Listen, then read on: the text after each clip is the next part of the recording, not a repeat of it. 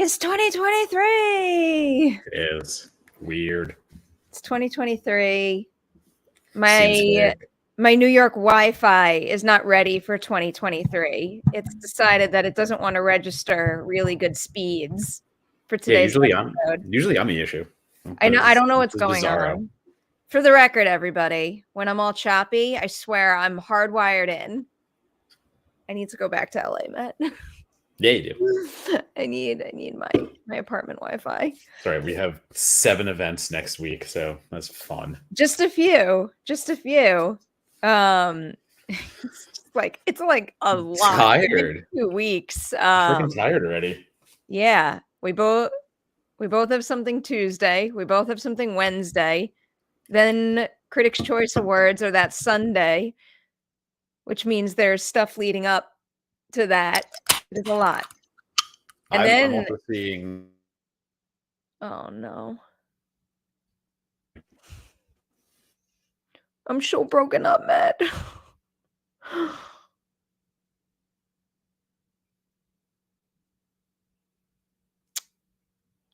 It's definitely my internet.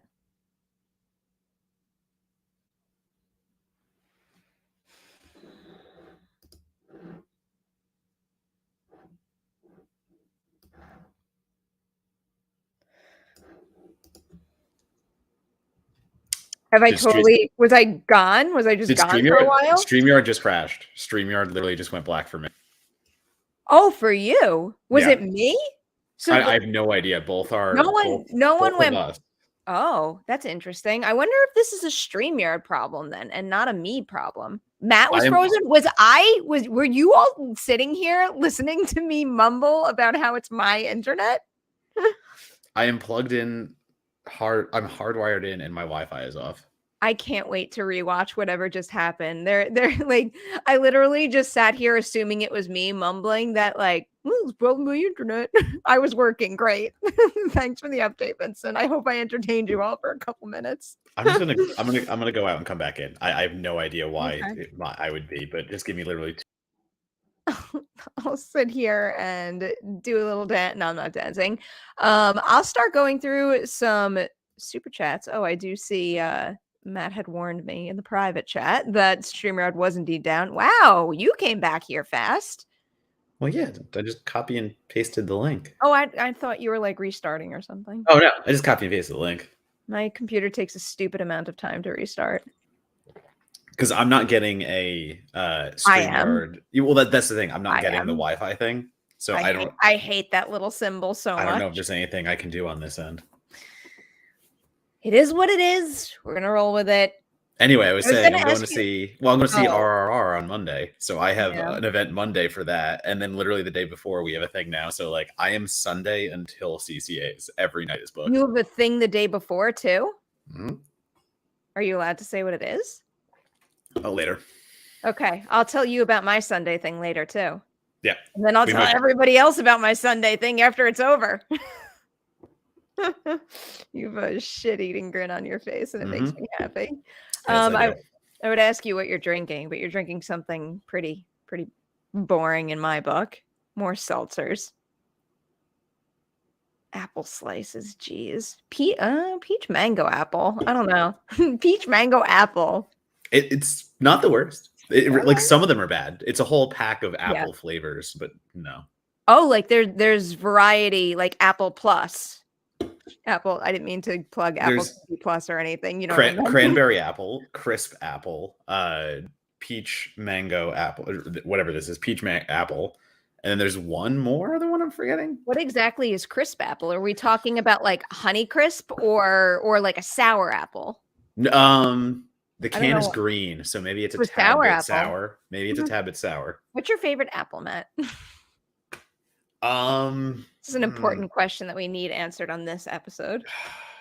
There's like it's red. It's definitely of the red variety. Well, that doesn't narrow it down much. It narrows it down that it's not a Granny Smith.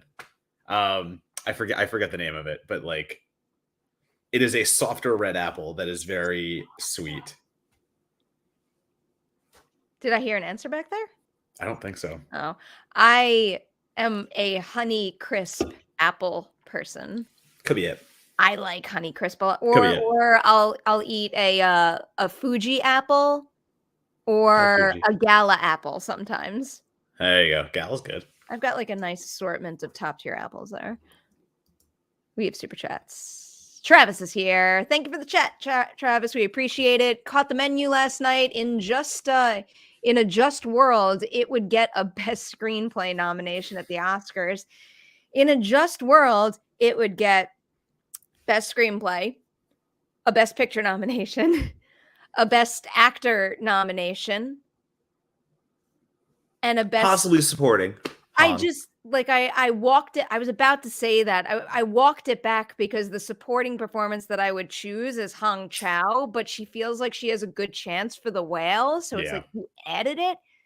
I just like the idea of if she gets nominated for The Whale, I can consider it some sort of like 1-2 2022 punch for both of them. She got it for the menu. Yeah. In our hearts. In our hearts, yeah.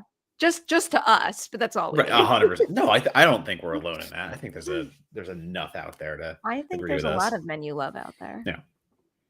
What's up, Vincent? What up, hey, Perry and Matt? Hey, Vincent. I hope you are enjoying your week. I am here. And you have a wonderful weekend. Yay. Wiley Todd. Hello. Question. No. Wiley, did you ask this last week? Who asked this? Someone asked this. I think somebody did. Somebody did ask last week. No. I will not be reviewing. Neither of us were Teen Wolf watchers. And I imagine it's the type of movie that you can't watch it and appreciate it without having seen the series. One would assume, but then also, do you really need to? Like, do you really have to go back and do? Well, people who are fans of that show are like real into it. Mm-hmm. So I don't know. I mean, I say that, but then a pitch call goes out and someone's like, "Hey, we need a review for this." And then I always say, and then like, I wasn't going to review Plane, but then the email came, "Hey, do you want to review Plane?" And I'm like, when does Plane come out? Next week. When's the embargo? Like next week? Like today's Friday, like the 13th. Yeah, embargo I believe is around the 11th or 12th. Okay. I believe I was going to see it today, but then I heard that I didn't have to go in person, and I said I will not go in person. I do really like. I really want to see it, but I just get this feeling like it's going to disappoint me. Oh, you mean how Lionsgate is burying it? Yeah. Yeah. But I just want to see it. Yeah, no, 100%. It's Gerard Butler. Like, come on, we're just going to get dumb action. He's good at the genre, and he's good in the month of January, so I can't knock him for it. No. Mike Joyce is here. If the elephant, I just tried to like the elephant. So you know what I taught. I taught someone the other day about spoonerisms, and so I've been doing them nonstop, and it's become a thing again where I'm saying them casually. So like, elephant poop would be pelephant oop. Stop. Did she just say stop to me? Is she listening to this? No. Or okay. Rogers is doing she said stop to Rogers, and I interpreted it as a stop to me for spoonerisming. She was not telling you to stop spoonerisms, but she probably might say that too. I know. Pelephant oop is a pretty good one. If the elephant poop scene in Babylon was too much for me, will I be okay with the vomit scene in Triangle of Sadness? Nope. I want you to see Triangle of Sadness, but Matt, I could watch any gore. I watched the vomit sequence through my fingers. Hot take. Everyone hyped that scene up too much. Why? I didn't find it that off-putting. I was able to watch it without looking away. Are you bothered by vomit? Yeah, generally, yeah. Like I was that kid in school that like if I saw somebody else throw up, like I would get nauseous too. Like I can't tell you why though, but like I don't know. It worked in the sense of the scene, and I never really found myself. I think I was more actually, to answer this question, like I did think the elephant poop scene was grosser. I am going to choose Triangle of Sadness being the grosser. I feel like I feel like I'm assessing it that way because I'm picturing myself being able to just like peace out and let the other characters handle it in Babylon. You're trapped on that damn boat, and there's people all over the place throwing up and water sloshing around. It's so I can't. But then with the elephant scene, they literally just like shoved the camera directly. Like, I think the elephant scene is way more gratuitous in the way it's shot. Oh, well, gratuitous is different. That's a different way to describe it. Well, I think I'm more gratuitous and like I think sickening, I'm I guess more talking about like just like bodily fluid and scenario wise, which one makes me more uncomfortable, not necessarily dependent on how gratuitously it's shot. Elephant diarrhea, that's way more uncomfortable. No, I vote for rich people puke. Nah. I enjoyed that more, truthfully. I hope someone signed on just for like that last comment between the two of us. Just that. You have some company. Yeah, 100%. I agree with that. that. POV was more off-putting. Nah, a lot of people agree with you. I don't like vomit. I don't like vomit. I don't either. Trust me. It is a usual no-go for me, but I guess it helped going in and expecting and knowing what I was signing up for. Tommy's not cooking dinner tonight. I just had lunch. Great timing. I'm getting steak after this. Which trailer do we want to talk about first? I don't care. Flip a coin. I have Evil Dead queued up. That's your coin. So let's talk about Evil Dead Rise. I said that as I typed it. I was going to say, were you typing? I want to pull up the IMDb because that is fair. I know Lee Cronin, the director. We've talked about him a good deal, but you know, just in case anyone's watching this for the first time and they want to know a little bit about his work, the two of us both like his feature film, The Hole in the Ground. But if you've already seen that and you're looking for more, I highly recommend his short film Ghost Train, which I know you can find online as well. So there's two things of his you could watch right now while you wait for Evil Dead Rise. You know what's funny, Matt, though? I think you said this on our last episode, how Hole in the Ground is completely different from like an all-out gore fest, like an Evil Dead movie. Couldn't be any different. Dude looks like he knows what he's doing with that gore. There are some really, really strong visuals and bits in this trailer. Yeah, because the atmosphere is still there. Like the atmosphere that he has shown he can do at least once, you know, in Hole in the Ground is very there in Evil Dead Rise. But you are getting like, you know, still Raimi and producing it, still Campbell producing, it's still tied to the Evil Dead universe. So it's gonna, you know, you look at the remake, requel, or sorry, like whatever you want to call the 2013 movie, and that was a scarier version, but it didn't give up the gore. And I think that that's what they're going to continue here. Like the elevator scene, just like, you know, out of The Shining, just gushing with blood. You have like the scalping quick shot. You have like the glass quick shot. Like there is some real hardcore gore in there, and I can assume the cheese grater is not going to end well. Oh my God. The cheese grater. That's the one that made my skin crawl a little. That and eye stuff. I don't necessarily 100%. Look away, but that's when I get like goosebumps. Because they don't like the cheese grater is not used enough in horror. Like we don't get enough of it. Can you name a single other cheese grater scene? Of course you can. Somebody just posted. Yeah, there's an action movie that uses it. I forget if it was a Raid movie or not. Like it might have been the Raid 2, but there is a movie recently that used a cheese grater as like a weapon. Might have been Tenet? I take that back. It might be Tenet. I wouldn't know. I've never seen Tenet. Anyway, it's just very underutilized and like such a brutal weapon. Like it's just, like, you know what it does, and then you do that on the flesh, and then wow. It's so wrong. It's so wrong, but it's so right in this trailer. I'm really excited about this new cast too. I find that it's often unusual when you get a 2-minute, 30-second trailer, but there's something about all the individuals that make up the main ensemble that kind of draws your eye to them and makes you feel like, yep, they could pop in a full feature. So the fact that I'm already getting feelings like that watching the trailer, I think is a good sign for the full feature as far as the characters themselves go. Yeah, and it kind of is, you know, we talk about city-based horror and how it's doing it in a more populated area, but like this doesn't feel like that. It feels very Evil Dead, and it feels like you just said, it's a small cast. It's going to be held in a contained like apartment. It's going to be very still. in the essence of Cabin in the Woods, except it's not a cabin in the woods. It's an apartment in a complex, we have to assume. But it still feels very much in the vibe. I think, like Ian just said before, like it feels very much like the 2013 trailer, and it's a good thing because I adore the 2013 movie, and I very much think that vibe is going to carry through, and they're not going to change much from there. Can you rank the Evil Dead movies? Yeah, and I'm going to get yelled at for it, but Why? 2013 to Army 1. Wait. I'm sorry. Say that again. 2013 Evil Dead is number 1. Yep. Army of Darkness, okay. And then number 1. What about number 2?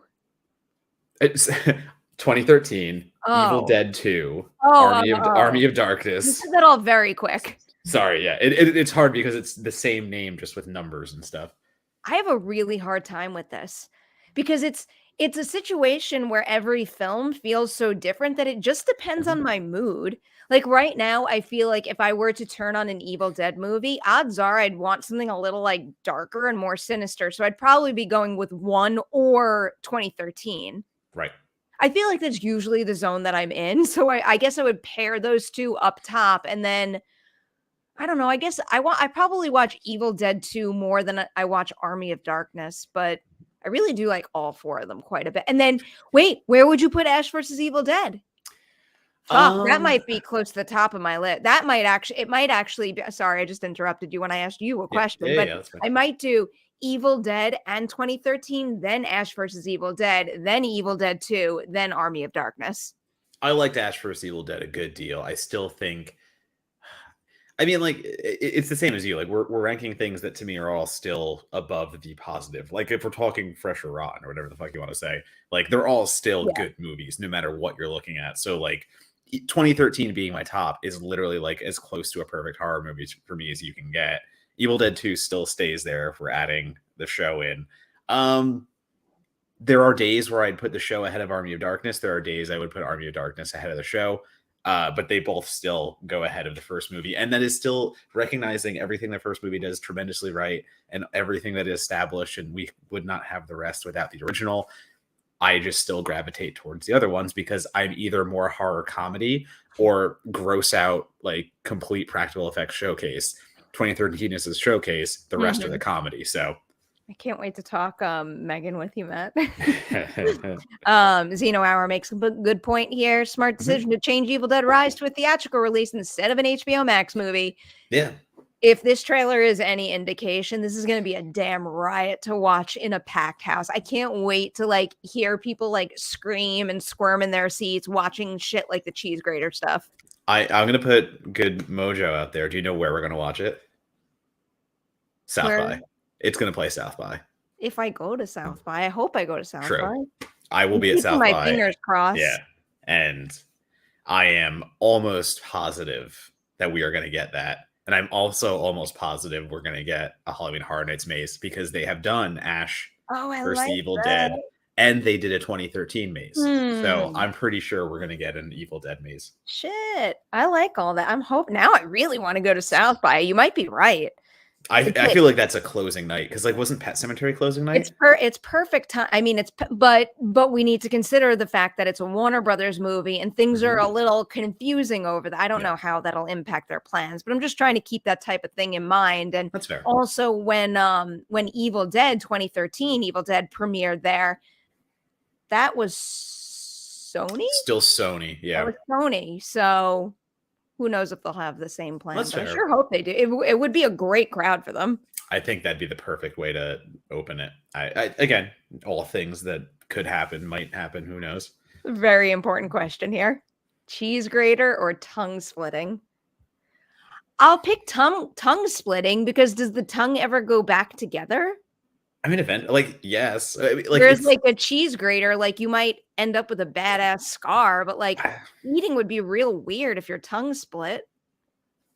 I don't know. Like, is it the watching of it the act too? Like, I think watching the cheese grater violence. I'm only thinking about the aftermath. See, I'm thinking of watching the violence happen, and to me, the cheese grater's worse. Tongue splitting. I'm going cheese. Okay. I think tongue. Wiley's here with a big old super chat. Thank you very much, Wiley.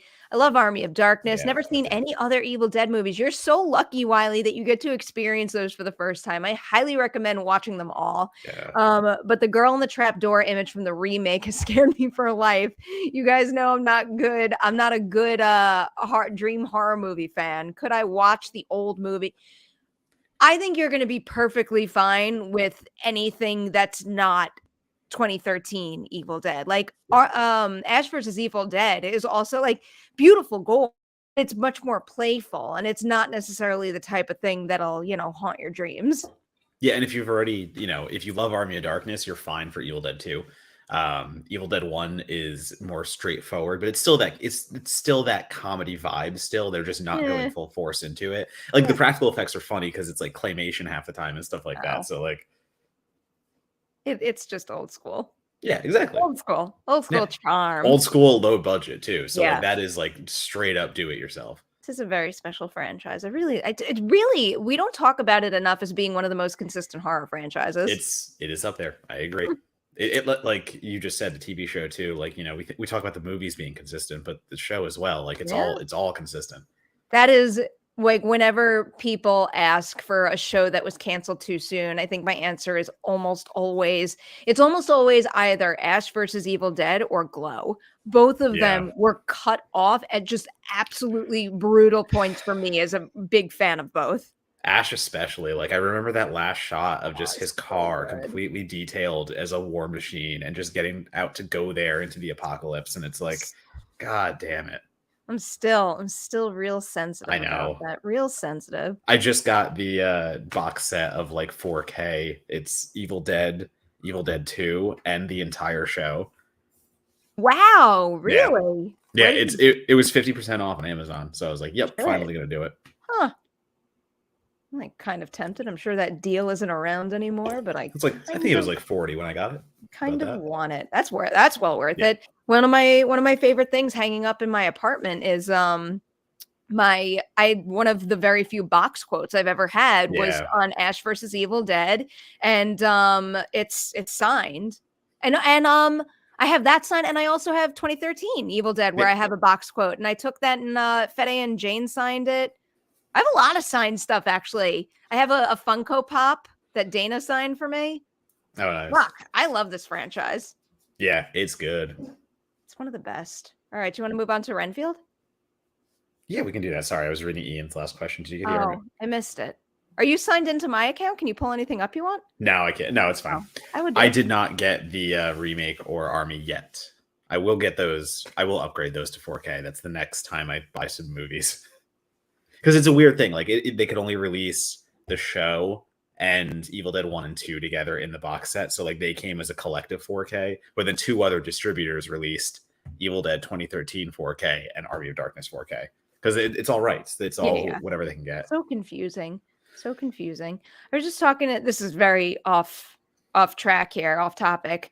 But because of the Wednesday renewal, it popped into my mind that Cobra Kai still hasn't been given an official renewal for season 6. And I have to assume it's because of that movie, that Karate Kid movie that they're making, that apparently has nothing to do with Cobra Kai. If that's what's like clogging up the Cobra Kai pipeline right now, I'm gonna be real mad. I don't even understand how like Netflix can't do everything and anything in its power to make sure one of its most successful beloved shows takes a step forward. Like that whole situation. Do we know that's why? I'm assuming. Yeah. I mean, it's either that or they're gonna cancel it. And how would they cancel a show that big and popular? And it's not like it's some big action like budget heavy property. I mean, I'm sure that, it's cost more and more given who's involved and how attached they've been for so long over the years, but that is not the type of show that you cut off. I don't think Netflix would hold the next season just because of the movie. I mean, it's the same thing that like the Chucky remake didn't kill the Chucky TV show. Not Netflix. I don't think it's a Netflix decision. I wonder if it's some sort of like negotiation problem between Netflix and Sony. That I don't know. I'm just Googling it really quick. I don't know. I don't know, but I will be like, I was very, very sad about Ash versus Evil Dead and Glow getting canceled. If this is the end of Cobra Kai, someone will have to come check on me. I will not be okay. I still haven't watched the new season. I have to get to that.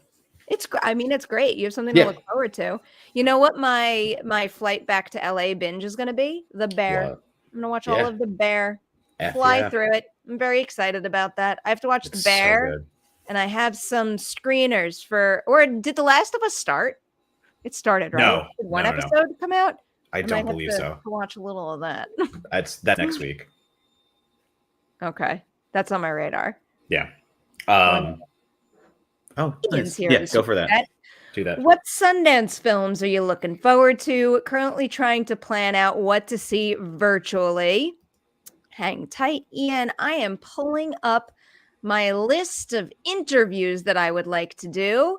I apologize to anybody who is watching and does not know what these movies are. I am not well informed enough just yet to explain what they are, but I will tell you based on potential interviews, I am very excited about a movie called Theater Camp, which I believe is Molly Gordon's directorial debut, or she's co-directing it at least, and she's an actress you might remember from Good Boys, from Booksmart. So I'm just excited. I get really excited when I see actors that I like get behind the lens and take control so that they could get projects that they really believe in made when maybe they wouldn't without their star power behind it. So she's got like a really cool ensemble of people in that one. Ben Platt, Noah Galvin. So I'm very, very curious to see how that turned out. What else do I have here that I want to see? Obviously, Infinity Pool. Yeah. Obviously, Infinity Pool. Give me all the batshit crazy Brandon Cronenberg, Mia Goth, Alexander Skarsgård stuff you can. I'll never say no to that movie. Bring the weirdness. Are you doing any virtual stuff, Matt? No, I am taking a hard pass on that and just kind of easing into January. I would really like to cover Run Rabbit Run. That's one of the Midnighters with Sarah Snook from Succession in it. I do have my eye on that. I hope I get to do it. There's more. There's definitely more. I'm really intrigued by the movie Talk to Me. I just like Miranda Otto, and so I saw her name in that, and I read up about that a little bit. I think that one looks really good. I know I'm going to get to at least see 1001 with Donna Taylor, so I'm looking forward to that. This was awful. I feel like I could have done a much better job than just be like, I want to see that. I'm looking forward to that. But there's some titles that are on my radar, at least. That's what festival prep is, though. Like literally just making a list of things and going, I want to see that. I want to see that, and trying to make it work. Yeah. Before we jump into the other trailer, did you see the news this morning about Sick? Oh yeah, it's going to Hulu, right? No, Peacock, I believe. Peacock. I believe that is a Peacock. I don't know why I said Hulu. Well, because like now it's going through Blumhouse in a way because they're doing the same thing they did with They Them. They're just going right to streaming with it. I don't. It's just interesting how that movie went from like who's going to distribute it to literally it's coming out next week on streaming. Like they're not promoting it, they're just dumping it. That's sad. It's a pretty good movie. I mean, I've already told everybody what I think we both have, what we think about. Like, I think it's real good. And just, the ending didn't quite land for me or work as well as I think they intended it to. But that's like a really rock solid watch that is definitely not worthy of being dumped. No. It's I have the same reaction. I think it's really, really fierce. It's really good at being a slasher for at least 2/3, and then it kind of falls off thematically for me. I think they do a very good job of handling the material until the back 15 minutes about. But yeah, again, for it to be just, hey, it's going to streaming next week, have fun with it. Like it kind of sucks, and especially like going to Peacock or something like that. It's not Netflix, it's not Hulu, it's not one of the Disney or anything, one of the big ones. So it's gonna live a very under the radar life, I guess. But yeah, so that's streaming next week if you have Peacock. Have fun with that. Well, I'm happy everyone will get to see it, but I think that one deserves not enough. way more attention. Going to Peacock, not enough. shall we move over to Renfield? Mm-hmm. This trailer looks cool. Yeah, it looks fun. I thought Renfield it was gonna look like this is like I didn't expect this, but I also didn't expect any less than that. Like I expected it to be like batshit silly, have like some no pun intended, some like serious bite and flavor to it, and that's exactly what this looks like. I very much enjoy the color tones, everything they're using there. Like it looks like what they tried to do with like Dark Shadows, the movie remake that didn't land so well for me. But like again, aesthetically, like color wise, like it's just very fun. It's very up tempo, and they're absolutely going with this meld of like contemporary and gothic. But I just very much just like looking at Cage hovering above the entire group there, the help group, support group, and it's giving the exact vibes that I wanted from a Cage Dracula. He is going over the top with it. He is really leaning in with the facial cues and facial emotional storytelling through his characters. So I'm dying, but like they're leaning into the action too. Like they're making it a fun action movie. They're doing things that are Nicholas Hoult having this superpower as Renfield. I like that. I like that a lot. I like that idea. And I like what it's letting Nicholas Hoult do. Like it seems to me in the trailer, like there's this nice balance between him, being kind of like fearful and meek and obviously under the pressure of Dracula, but then also being this like fiercely capable sidekick action hero. And I don't know. I just think that Nicholas Hoult is one of the best out there with maximum range. And that seems like a really fun zone for him to play in. Just that opener of just the like I'm in a toxic relationship. Just they've done very well with dragging me in, being like this is a contemporary take. This is what they're doing is fun, but like it also looks really fun in the way that the action scene that we see in the trailer, like the villains are all these like werewolf burlap sack like club mask people. So like suggesting there's some kind of like community out there that may be hunting and stuff like that. So like I don't know. I just think they've teed a lot of things up that look really fun. Yeah, I'm pumped for this. I also just I love Nicolas Cage. Not even just on screen. I love the way that he approaches all of his work with like maximum enthusiasm and never holding back. And all the things. I love hearing his co-stars talk about him. It's on my mind because it just so happens that the day that the trailer dropped yesterday, I had an interview with Brandon Scott Jones from Ghosts. It was to celebrate his nomination, and he's Mark. He's the leader of the support group in Renfield, and he just had like such nice things to say about working with Nicolas Cage. Like the idea of someone on that level who's done God knows how many movies, like having that impression like, oh, they know what they're doing. They're probably on autopilot, but then watching Nick Cage throw himself into something and like get involved to an extent that maybe he doesn't even have to. Like the idea of him always being like, wait, like there's something I want to try. I'll just give it to you, but like, let me try it kind of thing. And he just had like the nicest things to say about him. Yeah. I mean, he gets the meme quality, like kind of like bestowed on him by the internet and all this stuff. But like, he is fully invested in every role he does, like for better and worse, like all those things. He'll take something to the maximum, like you said, to the extreme, but like it works. I don't think it's ever for worse. I'll take any day. I'll take an actor taking a big swing and miss versus someone who's just like playing it safe and doing what they think will fit kind of thing. And not trying.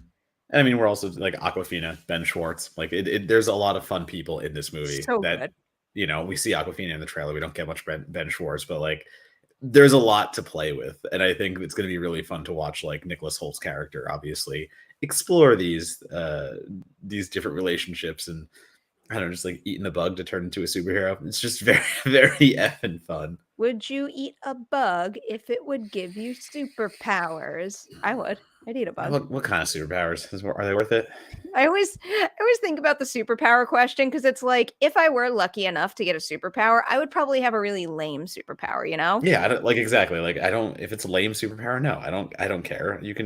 Somebody else can eat the bugs. I can't remember what interview I asked this in, but I definitely asked this to someone in the past. Matt, if you could have a superpower that everyone else on the planet would deem like the lamest thing ever, but it would just make you happy, it would be useful for you, what would it be? To be able to just like conjure ketchup at any moment. I like that. That's exactly what I'm thinking.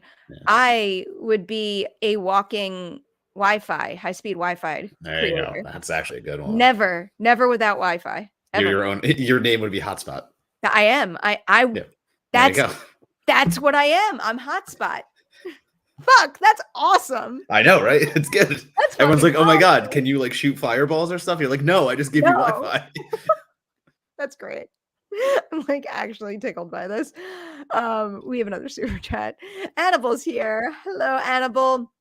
Happy New Year start to all. Happy New Year to you too.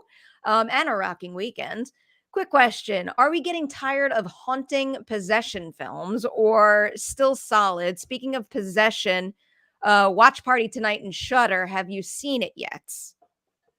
I have not seen Possession yet. I will be watching it now that it hit Shudder because it's one of the big classics that I need to check off my list. But I don't see. Here's the thing: I don't get sick of any type of movie. I get sick of let's say a movie that becomes a trend. Let's say like when The Conjuring comes out and everyone tries to make the next Conjuring, but they're not as good as James Wan and they just fail continually to meet that level. Like that's what I get sick of. Like that's not the fault of haunting or possession movies.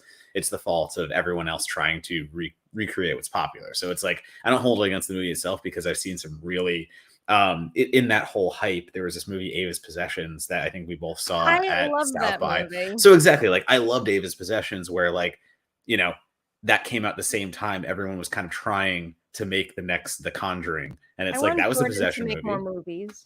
Yeah. So that's the thing. I don't get sick of I don't get sick of zombie movies. I don't get sick of, horror comedies. I just get sick of the same tropes that sometimes get latched onto when studios just want to crank out the next big hit.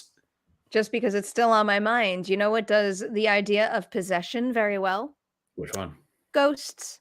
Yeah, it is. That's fair. Matt, it's so funny. It's so funny. I don't want to spoil anything, but obviously someone gets possessed along the way. And it's just like it's the ultimate acting exercise.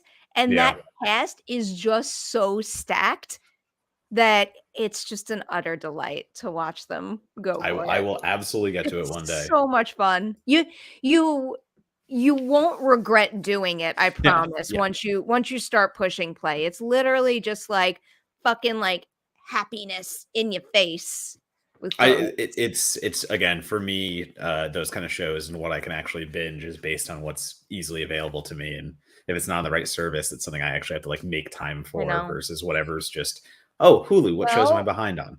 I'm noticing that right now with like I'm in the the home stretch with it's like now or never for watching certain things for guilds and shit, but the ones that I'm left with have become the ones that are most difficult to watch, whether it's because they're not available on a streaming service I have access to. The link didn't work. I don't have this sounds so obnoxious when we're so lucky to get so much, but I can't, I don't even have enough time to watch everything. I can't start like fiddling with like an app and contacting support and I don't know. It's the thing we've been talking about though. Like it used to be manageable. It's now unmanageable. Like there's no such thing as watching every single thing you have to watch. Like now with every streaming platform and every service, like you have to prioritize your best and do the best that you can. But like, when we were doing this even 5 years ago, like the amount that we had to watch was so much less.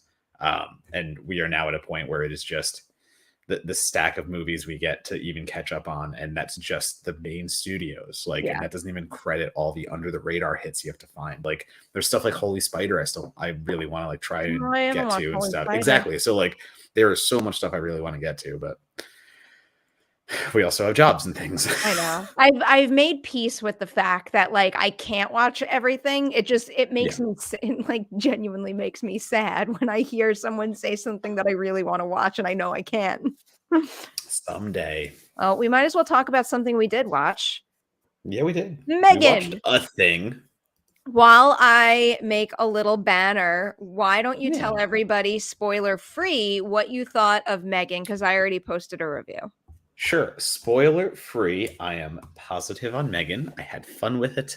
It is very much to me. I came in going like, all right, can this really live up to the memes and the gifs and all the viral hype that it's had? And I think it does. The M3GAN aspect, at least, I think it falters in some other areas. I don't think it's like the strongest storytelling experience you will walk into. I kind of feel like the tone is a little wonky at times. Like it doesn't marry horror and comedy super well all the time. But whenever M3GAN's on screen, it does. And whenever M3GAN on screen, she is the star. So like what it needs to do right, it does. So that's where it's like, yeah, no, pass. You got to pass on that for me. That's my non-spoilery. That's my easy. Okay. It's American Girl meets American Psycho. There you go. That's my pull quote. All right. It's time. M3GAN, spoilers. Spoilers. This is it. We get to talk about everything that happens in M3GAN in just a minute. Once anyone who has not seen the film has the opportunity to exit. I highly recommend it as well. So go see it, push pause on this video, and then when you come back to it, you could push play right here. But this is it. Bye, Xeno Hour. Have a good one. Goodbye to anybody else who's leaving because of M3GAN spoilers. Bye, Shannon. Yes. All right, this is it. M3GAN spoilers. Do it. Matt, freaking loved this movie. I liked it. I liked it. I love how I'm just like broadly talking about it and didn't even go straight for the spoilers, but my theater was like electric. People were cackling. I was laughing with them. Everyone was going like just absolutely like nutso over this movie. And I really could not get enough of it. One of us is frozen. This time I'm going to assume it's not me because now you're back. I was good. Sorry. I think I was good that time because I didn't have the internet symbol, but that is the way that I said it in my review is I really do think it's like the ultimate communal watch.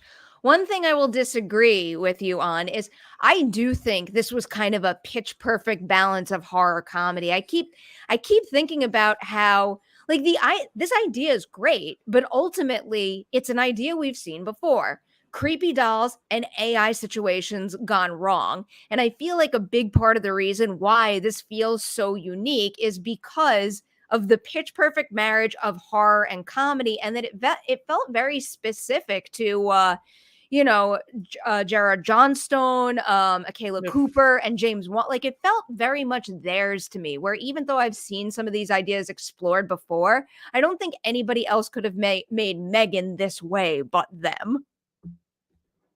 He's frozen. He's frozen, I think.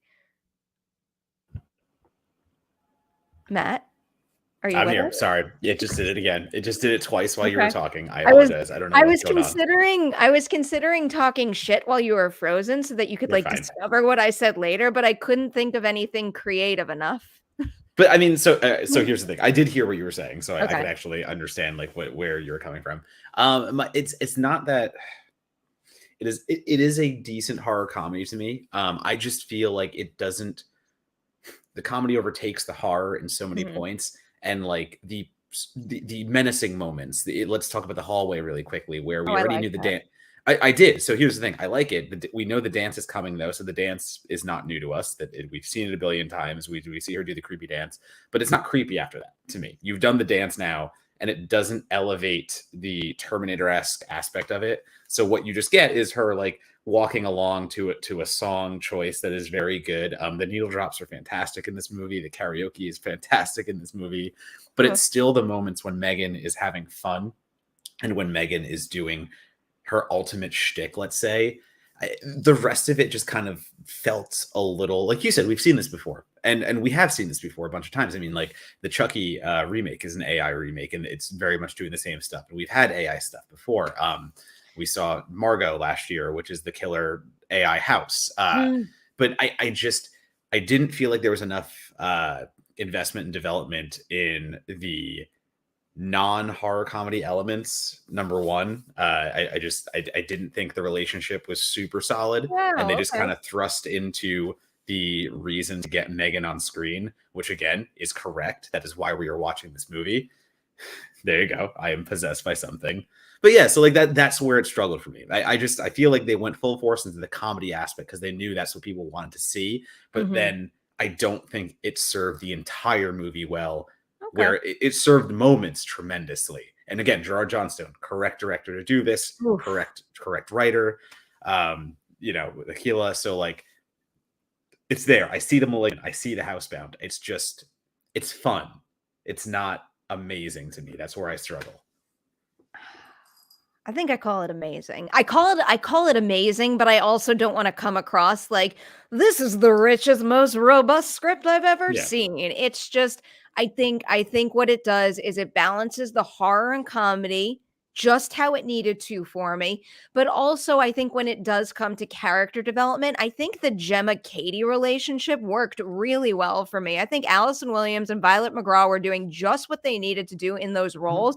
And really the only like layer I needed to explore between them was the idea of her being a like professional businesswoman who wanted to focus her life on that and then getting this curveball and needing to figure out how and if she would adjust her lifestyle. Like that was like the meatiest part of the script to me. And I really, in addition to just having fun watching M3GAN do bonkers things, I was very invested in how that dynamic evolved between the two human characters. Yeah, I think maybe it was Katie most for me. I do think Allison Williams anchors most scenes and does a good job. You're right, like it does a good job doing her side of the argument, her side of the workaholic aunt who is now becoming a parent by fate, not by choice. Those are well done by Allison Williams in those little glances when she's packing the lunches at the camp. Like it's a very fun little just conversation between her and the other mom, and her just looking at her be like, like those are good moments. I think Violet McGraw does a good job with the character, but what she's asked to do sometimes is just like these violent swings over and over again, and just like we get it, like you are having to be a point of contention for Gemma. You have to be the kid who doesn't want to talk to Gemma and wants to talk to the doll over and over again. And it's about the emotional response to losing her parents and needing that association that they talk about. But it just becomes too much at points for me, where there's no balance in it. She just completely goes to M3GAN and that's it. And I don't know. I just feel like that wasn't as successful for me. But again, then M3GAN sings, Sia, Isaiah, and like stuff like that. And I'm sure. Say Sia? Yeah, whatever. I don't know I don't know popular music. I don't know any pop culture at all. I know Sia. I don't know pop anything. I can see what you're talking about in terms of the arc of that particular character. I think I was easily able to just not have that take away from the experience because she was an 8-year-old kid. And I watch my niece and nephew, how like they could be smiling and happy one second and at the drop of a hat, the mood can change. Yeah. I maybe wasted potential is a little too harsh, but I think there's some wasted potential again in the horror elements because it goes so full force into making M3GAN this campy, fun midnighter villain. But then there's really not that much in the way of like death sequences or stuff like that. Like it's PG-13ified. We have to bring up that the movie was an R-rated movie that they reshot to make PG-13 because Blumhouse wanted to focus on the comedy. And I get it, but I do think there's something lost there in the actual horror of it because you get the comedy so much. And then when you want to go into M3GAN the killer, M3GAN the real horror villain, you can only go so far and it's an immediate cutaway and stuff like that. So again, like Scary Stories to Tell in the Dark, tremendously scary and effective as a PG-13 horror movie. Dragging Me to Hell, which Johnstone quotes as a inspiration, actually scary as a PG-13 horror movie. I feel like this went too hard into the comedy and it forgot how to be truly scary. So I'm saying this without knowing what the R-rated version of this would have looked We haven't like. seen that.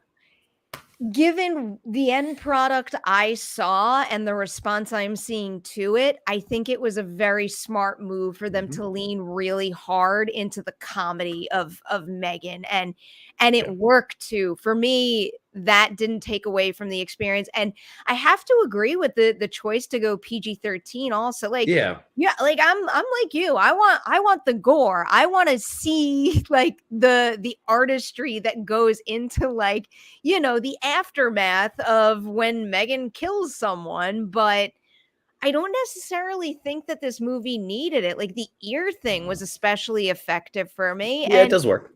And like, I was just tickled by the fact that this AI doll was running around killing people. I didn't necessarily need to see the gore. Also, I am just loving the fact that this feels like the kind of horror movie that is gonna be so many kids' firsts. Like, that's fair. I always preface this by saying this. I am not one to judge what you show your child, so do not use this as a recommendation for that. There was a kid at my screening.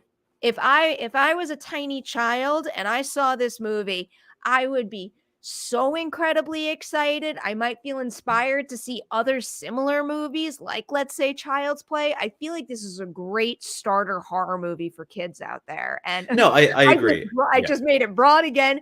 I feel like this could have been a great starter movie for a kid like me growing up. But I mean, again, like, that's fair. I think as a starter horror movie, yes, 100%. I just think there's something left on the table with the route they chose. I have no problem with PG-13 horror. But like, again, like some of the PG-13 horror movies that don't work for me, and I'm just using Black Christmas because it's a recent example I can think of.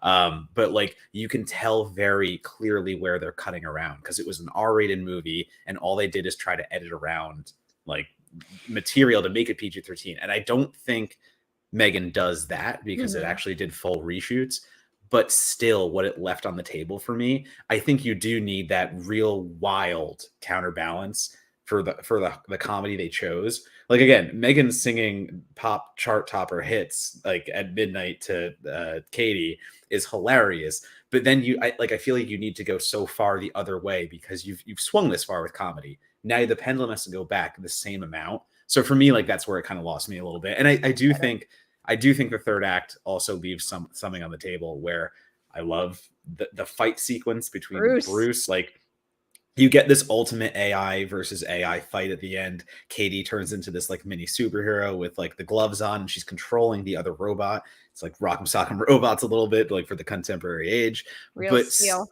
Right, exactly. Real Steel immediately. But what they tease at the event prior and what they give you at the event, to me, does not live up to like what that could have been. And weirdly enough, I had the same thought about the Chucky remake, where they tease this entire third act where it's like, here's a whole toy store filled with AI Chuckies that the other AI can take over and all this stuff, and all you get is the Chucky versus two people at the end. I kind of feel like the same thing happens here, and they can't go further. I get it. Like this version of M3GAN can't go further than that. It gives you what they want, but I think it's a lot of build up, a lot of hype that does well most of the time. It's just those moments for me where it comes in too short, and I can't go from like a 7 out of 10 to an 8 or higher. I get it. Maybe in this case, if they've already shot it, they'll release an R-rated cut. I would like to watch that. I think because they did full reshoots, they won't do it. Never mind. Yeah, so that's you are correct. They had an R version, but they did full reshoots to get it down. They probably won't do it there, but I can tell you one of the quotes says that like one of the things they did reshoot was like they made the dog death way less graphic. So no complaints there. Like yes, Jon Stone basically said like, yeah, he's like, we didn't need it to be gory. Like, it's effective the way it is, and it's like, that is correct. But for the other elements, I think, I don't know, it gets close, and then it's like, cool, that was fun. I don't know. It scratched that itch for me, but I understand where you're coming from. I have to bolt because I have a date with some steak, and family too, but steak. The Jughead, how are you doing? It's good to see you here again. Happy New Year to you. What time is it? Love and respect from the UK guys. I know it's like. Is it going to bed? Wait, are you waking up or is it bedtime? I actually don't know. 5 hours, right? Is it 5 hours at this point or 6? No, from the East Coast. Oh, sorry, from you. No, I was just there. Yeah, so it's East Coast late. for you. It's 5 for East Coast. Late. I mean, it's not that late. I guess whenever I go back to the West Coast, I forget all time zones. I know. I'm really confused all the time. Anything you want to promote before we peace out? You know the usuals at Donato Bomb, Twitter, Letterboxd, Instagram. I'm just going to say that. We're back into the swing of things, so I've got tons of reviews coming up. So horror is back in full force. You're going to get plenty from me. Yeah. I will say go watch the latest episode of Collider Ladies Night, which is with Claire Foy. And then guess what's dropping tomorrow? Another Ladies Night. This one with Lucy Boynton for The Pale Blue Eye, which you could stream on Netflix now. I loved it. Yeah. I think it might be my favorite Scott Cooper movie. One last one from Wiley Todd. My goal going into the industry is to make music supervisors a well-known job like a cinematographer. I think we have seen how important that role is. I think genre will be the place where it happens. Wiley, I believe in you, and I also agree with you here. Music supervisors are absolutely vital to these productions, and they should be talked about far more than they are. We all talk about the needle drops. It's important. We do. We give them the credit. Exactly. All righty. We're out of here. Next week, we will have an in-person Merri Hour episode. In person for us. You guys aren't welcome to this one, but maybe we'll do it in person. You're not allowed. Future. I don't know. No. Sometime in the future, though. Yeah. Oh, yeah. I would like that sometime in the future. Let's not next weekend. All right. Not next weekend. All right. See you guys. Have a great weekend.